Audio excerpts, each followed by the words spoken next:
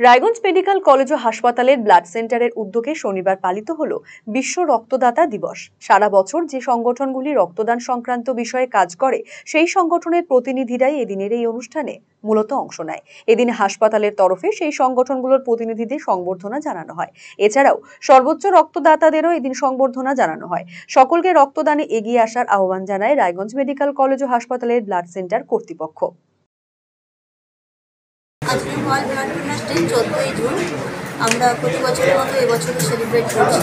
আজকে প্রধান আমাদের বিভিন্ন অর্গানাইজারদের বা বিভিন্ন সংগঠন যারা ব্লাড ডোনেশন ক্যাম্প অ্যারেঞ্জ করেন তাদেরকে ডাকা হয়েছে, কারণ তাদের জন্যই আমাদের ব্লাড ব্যাঙ্ক সুস্থভাবে, ব্লাড সেন্টার সুস্থভাবে চলছে এবং তাদেরকে আমরা কিছু সম্বর্ধনা জানাতে চাই আজকে এবং কৃতজ্ঞতা জানাতে চাই। আজকে আমাদের প্রত্যেক রক্তদাতার কাছে একটা বিশেষ দিন, বিশ্ব রক্তদাতা দিবস।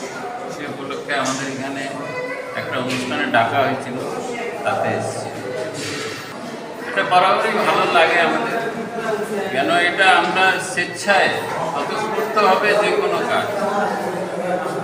রক্তদান সম্বন্ধে সমাজের যে ধারণা তার থেকে আমরা ব্যতিক্রমী, সেখানে ডিপার্টমেন্ট যখন আমাদের ডাকে সেটা আমাদের কাছে ভালো লাগে। আপনিও তো অনেকবার রক্ত দিয়েছেন। হ্যাঁ, আমি 165তম রক্তদান করেছি।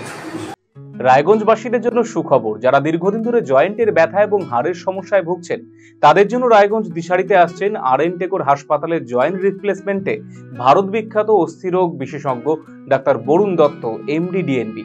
এখন থেকে প্রতি মাসের নির্দিষ্ট দিনে ডাক্তারবাবুকে দেখাতে আজই যোগাযোগ করুন দিশারি হেলথ কেয়ার, উকিলপাড়া, রায়গঞ্জ শাখায়। যোগাযোগ করুন 7477785509, 7477785512 এই নম্বরে।